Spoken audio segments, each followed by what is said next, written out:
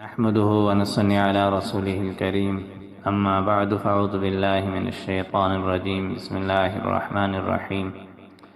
نئے سال کی آمد ہے۔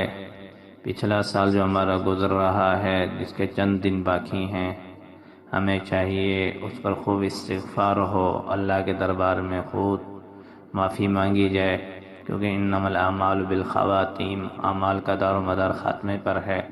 ہمارے یہ سال کا اختتام ہے، اس لیے خوب استغفار کیا جائے، خوب اللہ کے دربار میں معافی مانگی جائے، اور آنے والا جو سال ہے 2024، اس میں یہ تہیہ کیا جائے کہ انشاءاللہ آگے جو بقایا زندگی ہے اس کو اللہ کے حکم کے مطابق اور نبی علیہ الصلوۃ والسلام کے طریقے کے مطابق گزاریں گے، اور اللہ سے دعا کی جائے کہ یا اللہ آنے والی زندگی کو عافیت کا ذریعہ بنا، اپنی اطاعت کے مطابق اور نبی علیہ الصلوۃ والسلام کی سیرت کے مطابق میں گزارنے کی توفیق عطا فرما۔ اس لیے نئے سال کی آمد پر جو خرافات لوگ کرتے ہیں، جو رسم و رواج کرتے ہیں، ہمیں ان سے بچنا چاہیے۔